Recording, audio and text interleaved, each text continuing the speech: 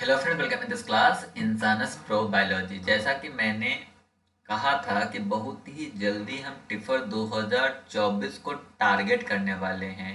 और जो भी बच्चे टिफर से Tata institute for fundamental research से पीएचडी करना चाहते हैं, एनसीबीएस हो गया, जैसे टिफर में मैं बता दूं, एनसीबीएस हो गया, डीबीएस हो गया, department of biological science tipper Bombay, Hyderabad हो गया, और एनस्टेम या आईसीटीएस बंगलोर, या इसके अलावा बहुत सारे और इंस्टीट्यूट है जो टिफर से एफिलिएटेड हैं। तो अगर मतलब टिफर से एफिलिएटेड नहीं बोल सकते, टिफर से वो बच्चों को लेते हैं। और अगर 2024 में से बिल्कुल एक गारंटी के साथ सक्सेस पाना है, तो अभी तक जितने भी वीडियो मैंने अपलोड करा है 2023 के लिए, मतलब 16 टू 23 तक की वीडियो जनरल साइंस का मैं अपलोड कर चुका हूँ ऑलरेडी। तो उसको जाके देखो और नोट्स बना लो। और अब 2015, 14, 15, 14, 13, 12, 11 और 10, 6 वीडियो अभी और आने वाले हैं। और ये 6 वीडियो 6 संडे तक आ जाएंगे। तो हर संडे को एक वीडियो मिलने वाला है टिफर 2024 की तैयारी के लिए। बाकी अगर तुम बहुत ही ज़्यादा प्यार दिखाते हो, बहुत ही ज़्यादा अगर इसे शेयर कर रहे हो, तो डेफिनेटली एक दिन में मतलब, तो फिर वीक में तुमको 2 या 3 वीडियो मिल जाएंगे टिफर के। और पिछली बार बहुत बच्चों का सिलेक्शन हुआ था इस चैनल से, तो इसलिए तुम मुझ पर ट्रस्ट भी कर सकते हो। तो चलो, अब 2015 का जनरल साइंस सेक्शन ए को हम डिस्कस कर रहे हैं। यहाँ पे क्वेश्चन है, migrating birds often fly in a V shaped formation. देखो, बोला ये गया है कि जब बर्ड्स माइग्रेट करती है तो वो कुछ इस तरह से फ्लाई करती है, इस शेप में। एक बर्ड यहाँ होती है, उसके बाद इस तरह से और इस तरह से होती है। तो इसके पीछे रीजन क्या है? सबसे पहली बात, जब भी बर्ड्स माइग्रेट करती है एक जगह से दूसरी जगह पे, तो वो बहुत ही लॉन्ग डिस्टेंस माइग्रेशन होता है। और लॉन्ग डिस्टेंस माइग्रेशन के लिए एनर्जी बहुत ही ज़्यादा यूज होता है। तो हमें ऐसी चीज़, हमें ऐसा वे यूज करना होगा माइग्रेशन के लिए कि हम एनर्जी को बचा सकें। तो conservation of conservation of energy, तो एनर्जी को कंजर्व करने के लिए वह वी शेप फॉर्म करती है। दूसरा, बी शेप जो होता है, यह हवा को चीरते हुए चलता है। और हवा को चीरते हुए चलता है, इससे फ़ायदा ये होता है, इजली आप एयर में उड़ सकते हो। क्योंकि अगर आप एयर में जाते हो तो एयर के द्वारा एक इफेक्ट आप पे लगता है, हवा का फ्रिक्शन आप पे लगता है, और उसको हम बोलते हैं एरोडायनामिक इफेक्ट। Aerodynamic effect. तो एरोडायनेमिक इफेक्ट जो होता है, इससे बचने के लिए आपका क्या होता है, वी शेप यूज होता है। एरोडायनेमिक इफेक्ट की जब भी बात आती है, तो इसमें दो ही क्वेश्चन आता है। एक आता है कि कोई भी ऑब्जेक्ट जो है, कोई भी ऑब्जेक्ट एयर में कैसे मूव करती है। Object move through air. और दूसरा आता है aeroplane, how an airplanes airplane is able to fly. Airplane का भी अगर शुरू का चीजें देखोगे, शुरू की चीजें मतलब शुरू का स्ट्रक्चर देखोगे, तो वह भी तुमको इसी तरह की वी शेप में मिलती है या स्ट्रीमलाइन बॉडी होती है। यहाँ पे जो फ्लो की बात होती है, एल ओ डब्ल्यू फ्लो, मतलब होता है फ्लो इज कंसीडर्ड, ये लिख लो, considered to B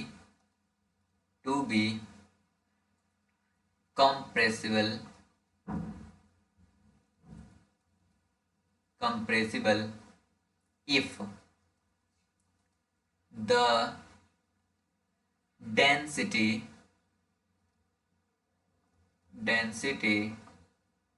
changes along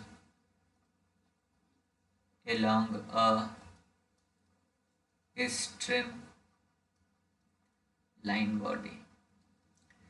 flow जो होता है, फ्लो का मतलब होता है ना कि फ्लो में चलते चले जाओ, फ्लो में तभी चल पाओगे, या फ्लो जब है कंप्रेसिबल तभी होगा जब डेंसिटी चेंज होगा अलोंग द स्ट्रीमलाइन बॉडी। तो यहाँ पे जो ये स्ट्रीमलाइन बॉडी, ये जो इस तरह से वी शेप्ड में होती है, इसी को बोलते हैं स्ट्रीमलाइन बॉडी। ये चीज़ हवा में उड़ने के लिए या पानी में तैरने के लिए बहुत ही ज़रूरी है, क्योंकि यह डेंसिटी को चेंज करती है स्ट्रीमलाइन बॉडी के स्ट्रीमलाइन कंडीशंस में, स्ट्रीमलाइन में। तो इससे क्या होता है, फ्लो होता है, और फ्लो में चलना बहुत ही इजी होता है क्योंकि एनर्जी कम वेस्ट होती है। तो इसका आंसर क्या है, to conserve the energy due to the aromatic effect, क्योंकि एरोमेटिक इफेक्ट में ज़्यादा लगेगा, क्योंकि एयर हमेशा क्या लगता है, एयर हमारा रेजिस्टेंस प्रोड्यूस करता है। इसका आंसर डी है, मे बी समझ में आ गया होगा। अब हम दूसरा क्वेश्चन पे चलते हैं। दूसरा क्वेश्चन बहुत ही सिंपल है। इसे पूछ रहा है, elephants some time use infrasound in 5 to 20 hertz range in the to communication rather than sound in the human range 20 to 20,000 hertz. इसको समझने के लिए, और इसका आंसर बहुत ही सिंपल है, बट इसको समझने से पहले कुछ चीजें याद रखो। पहली बात कि हाथी को या किसी को अगर कम्युनिकेशन लंबी दूरी का करना है, बहुत दूर का करना है, तो बहुत दूर का अगर कम्युनिकेशन हमें करना है तो हमें उस साउंड को यूज करना होगा जिसका वेवलेंथ ज़्यादा होगा, क्योंकि जिसका वेवलेंथ ज़्यादा होगा वो उतना ही ज़्यादा डिस्टेंस कवर करेगा कंपेयर टू कम वेवलेंथ वाला। तो वेवलेंथ और फ्रिक्वेंसी में क्या मतलब रिलेशन है वो देखो पहले। तो वेवलेंथ, याद रखो कि wavelength is inversely proportional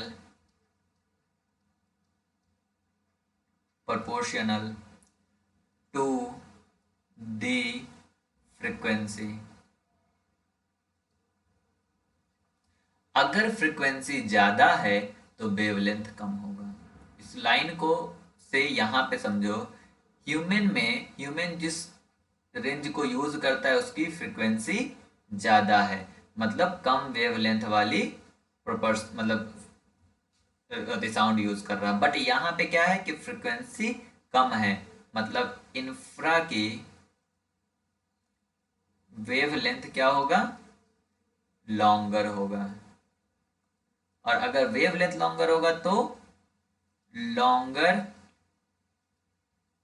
distance cover होगा,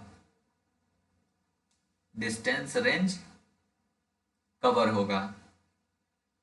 तो अब ऑप्शन पर हो, the large elephant ear can not detect the high frequency, ऐसा कुछ नहीं है। Too for much competing sound is 22 इतना। Infrasound has a longer distance range than the higher frequency sound। तो लॉन्गर डिस्टेंस रेंज है तो दूर तक हमारा हाथी कम्युनिकेट कर पाएगा अगर वो इंफ्रासाउंड यूज करेगा, क्योंकि अगर हम ह्यूमन रेंज वाला यूज कर लेंगे तो बहुत ही शॉर्ट रेंज हमें कम्युनिकेशन करना होगा। तो सेकंड का थर्ड आंसर। थोड़ा सोचने का तरीका बदलो। टिफर का जो एग्जाम होता है वो डिफिकल्ट नहीं होता है, बट ऑन स्पॉट तुम्हें समझने की जरूरत है कि वो क्वेश्चन क्या पूछ रहा है। इसीलिए मैं पीवाईक्यू लेके आता हूँ, क्योंकि पीवाईक्यू ही बताता है कि टीचर क्या पूछना चाहता है और हमें क्या सोचना है। People with anaemia. अब क्वेश्चन ये है कि एनीमिया का मतलब क्या है। यहाँ पे हमने लिख दिया कि पीपल विद एनीमिया। एनीमिया का क्या मतलब होता है? एनीमिया का मतलब होता है lack of red blood cells. अब रेड ब्लड सेल्स का क्या यूज होता है? तो रेड ब्लड सेल्स जो होती है वो क्या करती है? ऑक्सीजन डिलीवर करती है। ऑक्सीजन डिलीवर करती है। डिलीवर करती है। दूसरा lack of red blood cells हो सकता है, या दूसरा क्या हो सकता है? दूसरा हमारा हो सकता है डिसफंक्शनल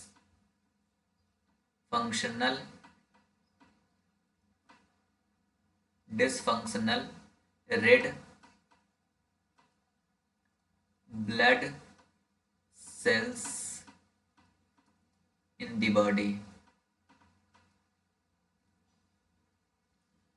बॉडी। और अगर डिसफंक्शनल रेड ब्लड सेल्स है और ऑक्सीजन डिलीवर कर रहा है रेड ब्लड सेल्स, तो अगर डिसफंक्शन है तो क्या होगा हमारा? हमारी बॉडी में ऑक्सीजन का लेवल कम हो जाएगा।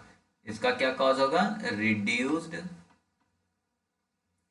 Oxygen flow to the body organ.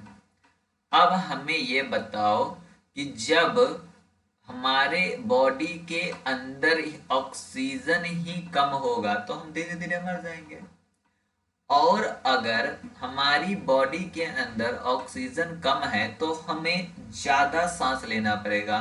मतलब हमें वो ऑक्सीजन चाहिए, वो एयर चाहिए जहां पे सांस लेने में, मतलब सांस जिसमें हवा में ज्यादा ऑक्सीजन हो। ठीक है।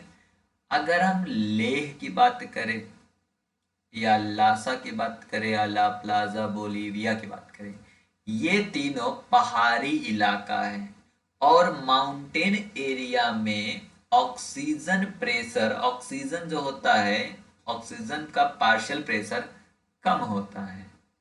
अगर ऑक्सीजन का पार्शियल प्रेशर कम है या ऑक्सीजन कम है, तो हमें वहां पे क्या कंफर्टेबल फील होगा? अगर हम एनीमिक है तो नहीं होगा ना, क्योंकि वो एरिया पे ऑलरेडी ऑक्सीजन पहले से कम है, और ऑक्सीजन पहले से कम है तो हमारी बॉडी को ऑक्सीजन ज्यादा चाहिए ना। और ज्यादा ऑक्सीजन, सबसे ज्यादा ऑक्सीजन कहाँ पे है, किस एयर में है? लखनऊ के एयर में। तो हम क्या करेंगे? लखनऊ के एयर में अगर एनीमिक पर्सन को रखे तो वो ज्यादा कंफर्टेबल फील होगा कंपेयर टू द शिमला और Leh Ladakh.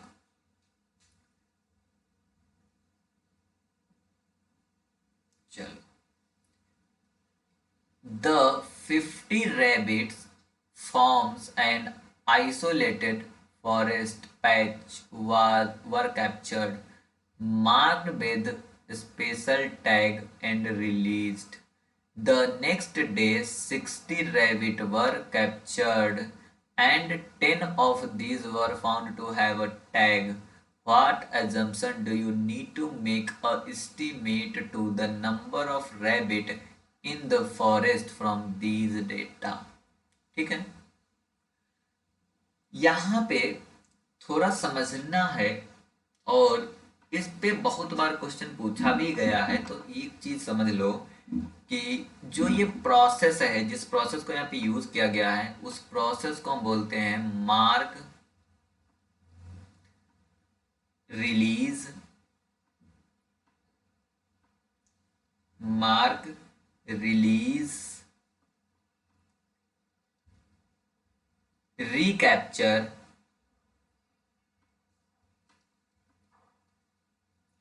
Recapture method, short में MRR।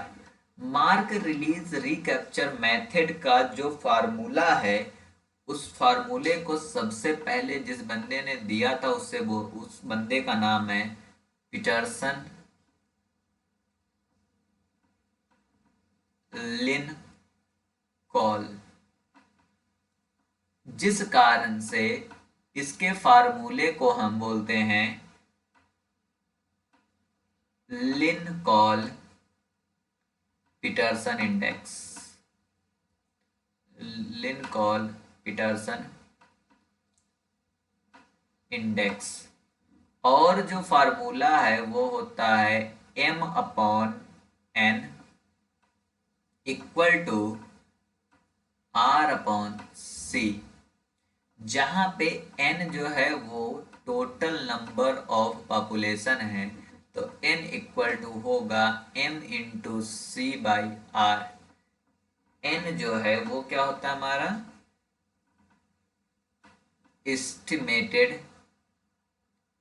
Estimated population size. Estimated population size आपका क्या है, n है। m क्या है, m जो होता है number of individual,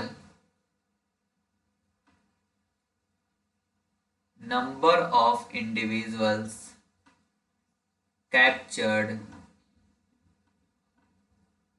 captured and marked during the marking period, during the marking period। फिर C क्या है, C जो है हमारा total number of captured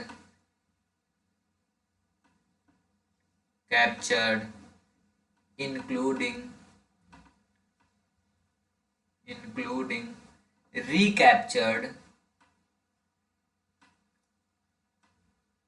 recaptured during the census period।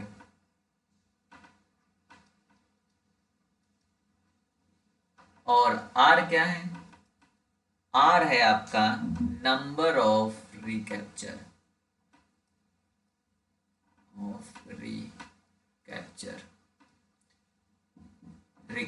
Number of recaptures. But question जो पूछा था उस क्वेश्चन में इन्होंने अजम्पशंस पूछ लिया है कि कौन से अजम्पशंस होंगे इस मेथड के लिए, MRR के लिए।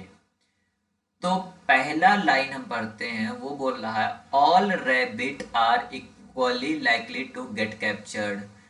यही अजम्पशंस सही है कि सारे रैबिट जो पाए गए जा रहे हैं फील्ड में उसका कैप्चर होने की प्रोबेबिलिटी सेम है। हम दूसरी लाइन पढ़ के देखते क्या लिख रहा है, all number of rabbit in a forest is very high. ऐसा कुछ नहीं अजम्पशन था इन हमारा, क्योंकि मतलब लोअर नंबर ऑफ रैबिट है तो क्या वो हम MRR यूज नहीं करेंगे, कर सकते हैं ना। All captured rabbit are approximately same age and healthy. MRR में ऐसा भी कोई बात नहीं कहा गया है। Rabbit are equally active in all time of the day, ऐसा भी कोई बात नहीं कहा गया है। तो अगर हमें बिल्कुल करेक्ट चाहिए कि हम टोटल नंबर कैसे एस्टिमेट कर सकते हैं, तो टोटल नंबर तभी एक मतलब हम कर सकते हैं जब हमारे पास ऑल रैबिट का कैप्चर होने की प्रोबेबिलिटी इक्वल हो।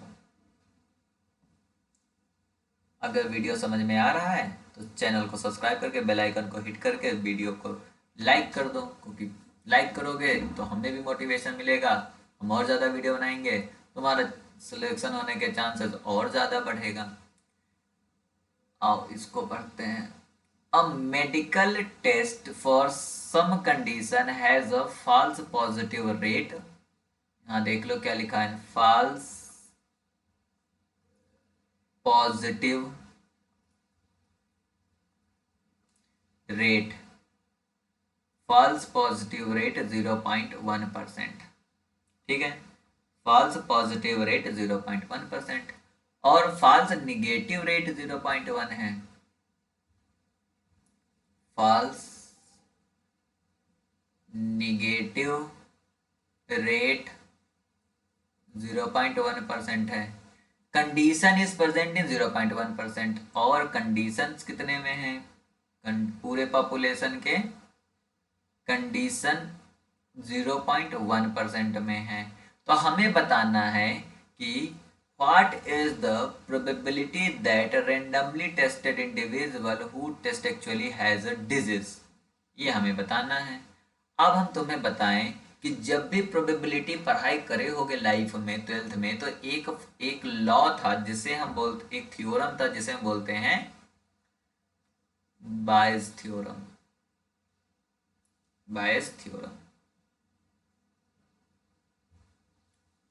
बायस थ्योरम ये बोलता है कि probability of A by B equal to probability of b by a into probability of a upon probability of b। ठीक है, अब ये तो लिख लिया, अब इसमें समझो क्या है मतलब। probability of a का मतलब है कि PRO probability, probability of ए। वहीं पे प्रोबेबिलिटी ऑफ बी का मतलब है प्रोबेबिलिटी ऑफ बी, और प्रोबेबिलिटी ऑफ बी बाई ए का मतलब है PRO probability, probability of event B if A is true, और probability of A by B का मतलब है कि probability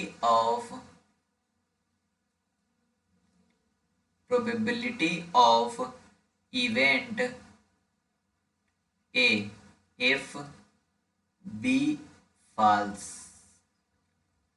यहां पे ए जो है वो है डिजीज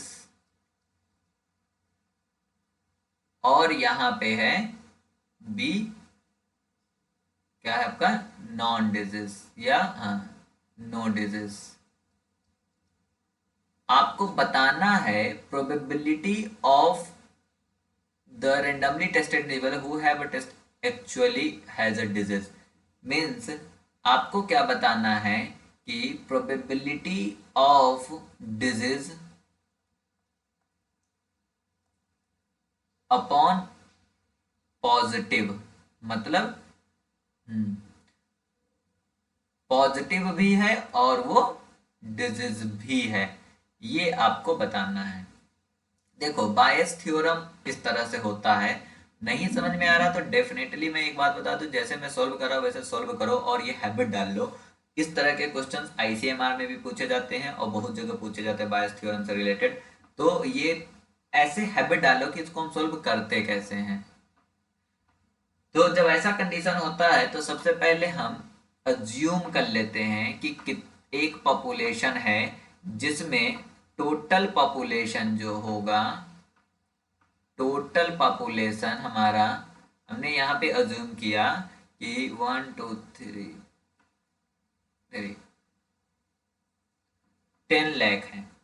अब 10 लाख हमारे पास टोटल पॉपुलेशन है और टोटल पॉपुलेशन में डिजीज होने की कंडीशन कितनी थी, 0.1%। तो हम लिखेंगे DISEA, डिजीज कितने हो गए, इस 10 लाख का 0.1% फाइंड करोगे, निकालोगे तो आ जाएगा आपका 1000। और अगर 1000 डिजीज है तो नॉन डिजीज कितना होगा, तो तो नॉन डिजीज होगा, इस दोनों को माइनस कर दो, माइनस करोगे तो मिलेगा 999000। तो इस तरह से डिजीज और नॉन डिजीज निकाल लोगे गिवन कंडीशन के हिसाब से। अब जब ये भी तुम्हें पता चल जाएगा तो एक और हैबिट डालो जो कि बॉक्स बनाने के काम आएगा। अब यहां पे हम लिखेंगे डिजीज और यहां पे लिखेंगे नो डिजीज, और यहां पे होगा पॉजिटिव टेस्ट और यहां पे होगा निगेटिव।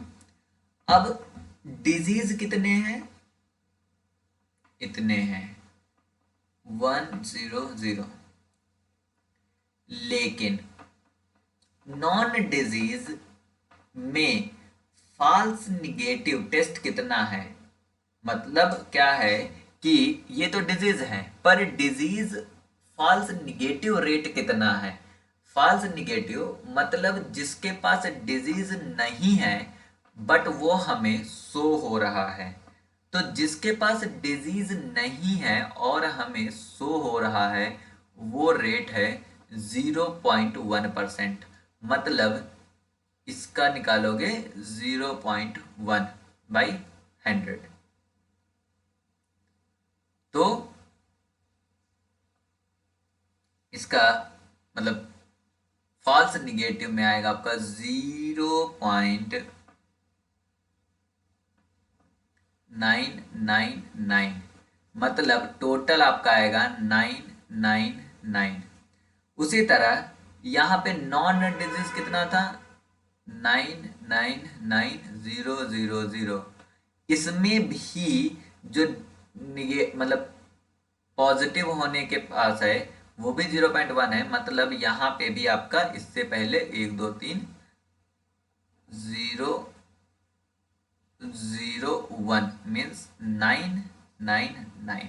देखो अगर ये ना समझ में तो मैं बताऊं, यहाँ पे जितना भी है 0.1 है, 0.1 दोनों में है। यहाँ पे ये था 1 2 3, तो इससे पहले मतलब 1 2 3 इससे पहले मतलब पॉइंट लगा लो। और यहाँ पे क्या है कि इसके मतलब 1 2 3 4 5 6, 6 के बाद पहले तो 1 2 3 4 5 6, 6 से पहले पॉइंट लगा दो क्योंकि दोनों में हमारा सेम है। ये तुम चाहो तो 10 लाख की जगह 1 लाख मान सकते हो, 10,000 मान सकते हो, 50,000 मान सकते हो, बट 50 में मत जाना, 10 लाख मतलब 1,10,000 ऐसे जाना। अब डिजीज यहाँ पे 1,000 है, मतलब डिजीज हमें मिला 999। तो टोटल डिजीज कितने थे 1000 था, तो एक यहाँ पे लिख दो। उसी तरह 999 नॉन डिजीज है, तो नॉन डिजीज कितने थे ये था, तो इसमें से इसको माइनस कर दो तो मिलेगा 998,001। अब देखो डिजीज और पॉजिटिव, तो डिजीज ये हुआ, देखो P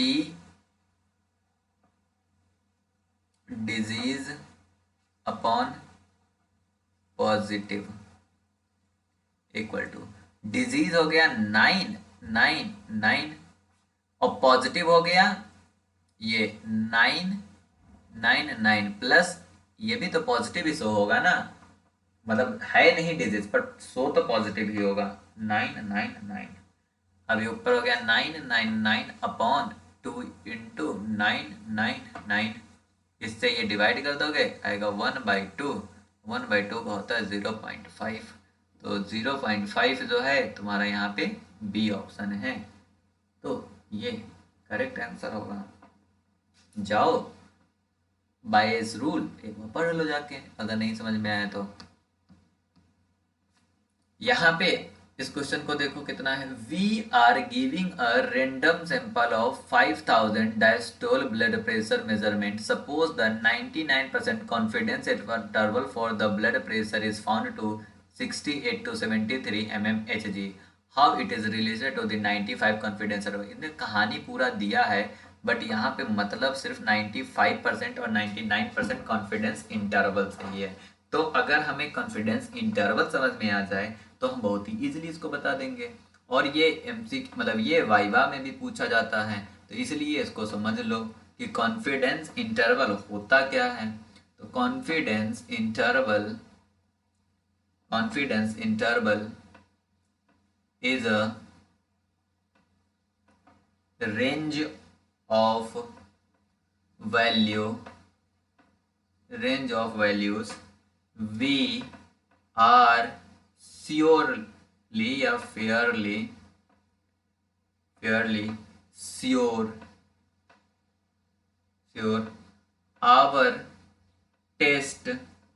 our true values lies in। मतलब जो हमारा ट्रू वैल्यू है वो उतने ही कॉन्फिडेंस इंटरवल में, जो टेस्ट वैल्यू है वो उतने ही कॉन्फिडेंस इंटरवल में। 99% मतलब है कि जब अगर हम 100 डाटा ले रहे हैं तो 99 इंडिविजुअल की वैल्यू 68 टू 73 के बीच ही जा रही है। अब अगर 99% कॉन्फिडेंस इंटरवल है तो इसका मतलब होता है 99% कॉन्फिडेंस इंटरवल वाइडर होता है, would be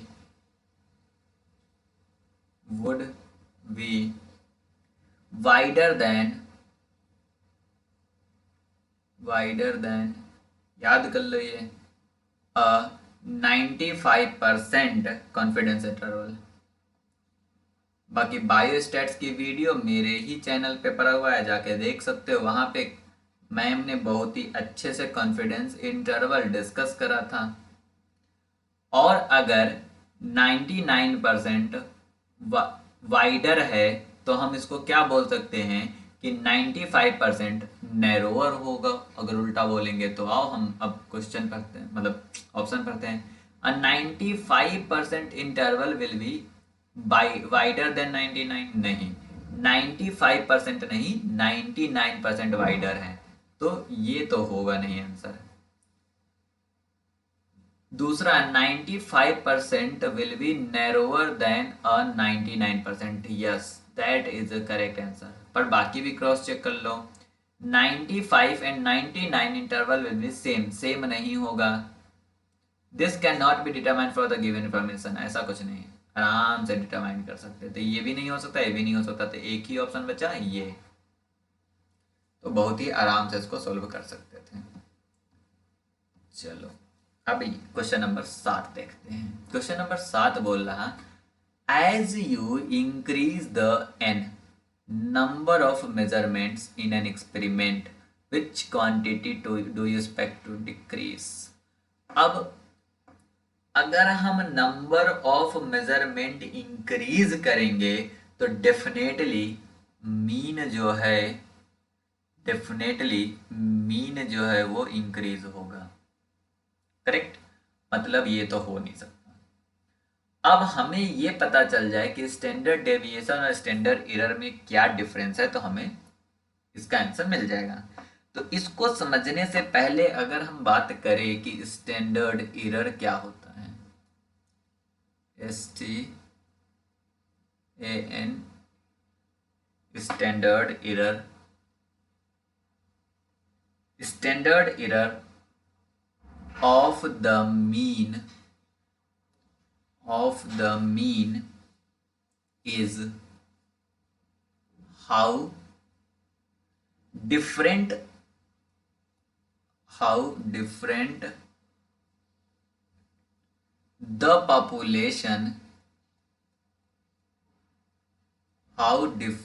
the population mean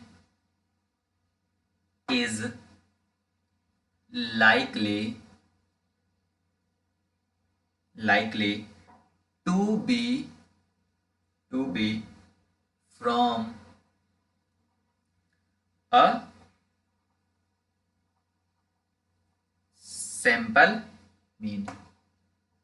sample mean से जो पॉपुलेशन मीन है वो कैसे डिफर है उसे बोलते हैं standard error of the mean. ये जो standard error of the mean है ये डिपेंड करता है, it depend on number 1 standard error, standard deviation, और दूसरा सैंपल साइज। अब यहीं पे दो चीज याद रखो कि स्टैंडर्ड एरर एस ई जो होता है वो डायरेक्टली प्रोपोर्शनल होता है स्टैंडर्ड डेविएशन से। मतलब अगर स्टैंडर्ड डेविएशन इंक्रीज होगा तो स्टैंडर्ड एरर भी इंक्रीज होगा, पर स्टैंडर्ड एरर जो होता है वो इनवर्सली प्रोपोर्शनल होता है सैंपल साइज के रूट से। मतलब अगर सैंपल साइज को इंक्रीज करोगे तो स्टैंडर्ड एरर क्या होगा, डिक्रीज होगा। तो यहाँ पे क्या पूछा था कि which quantity do you expect to decrease, तो आंसर है standard error of the mean. अब क्वेश्चन है कि स्टैंडर्ड डेविएशन क्यों नहीं होगा, तो स्टैंडर्ड डेविएशन क्यों नहीं होगा उसको देखते हैं यहाँ पे कि स्टैंडर्ड एरर के बारे में एक पॉइंट और देख लेते हैं। जो ऊपर लिखा है वही वाली बात को लाइन में हम लिख देते हैं, नोट्स बनाते हुए चलो। द स्टैंडर्ड एरर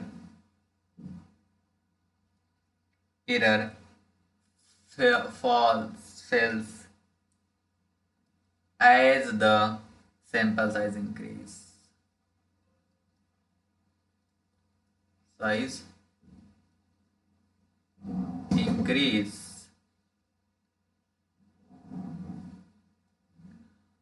और द स्टैंडर्ड डेविएशन जो है, the standard deviation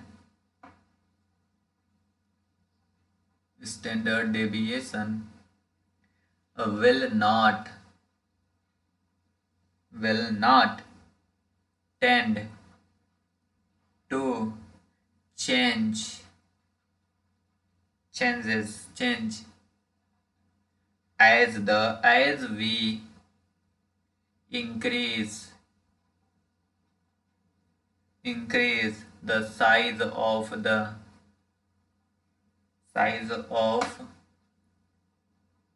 our sample।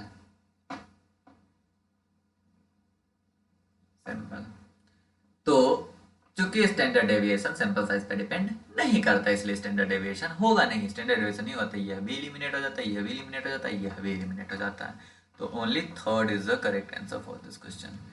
Question number 8 देख लेते हैं, और 8 के बाद बाकी क्वेश्चन 15 क्वेश्चन आते हैं सेक्शन ए में, और सेक्शन ए का बाकी क्वेश्चन नेक्स्ट संडे को आपको मिलेगा, क्योंकि ये वीडियो नहीं तो फिर बहुत ही लंबा हो जाएगा। इसको ध्यान से देखो, 3 + 0 = 3, इन दोनों को ऐड करोगे 3 मिलेगा। अब इन दोनों को ऐड करो, 0 + 3 = 3। अब इन दोनों को ऐड करो, 3 + 3 = 6। मतलब इन दोनों को ऐड कर रहे हो तो क्या मिल रहा है, ये मिल रहा। अब क्या करो, 6 + 3 लो तो 9, तो 6 + 3 लोगे तो 9। अब 9 + 6 लो तो 15, 9 + 6 15। उसी तरह क्या करेंगे हम, 9 + 15 = 24। तो 24 कौन सा है, 24 इज द सी ऑप्शन। तो C option is the correct answer for this question. तो इस तरह के भी सीरीज क्वेश्चन में पूछ के जाते हैं। अगले वीडियो में हम 9 to 15 क्वेश्चन डिस्कस करेंगे। तो वो भी अगर वीडियो देखने हैं तो चैनल को सब्सक्राइब करना पड़ेगा और बेल आइकन को हिट करना पड़ेगा for regular update. Thank you.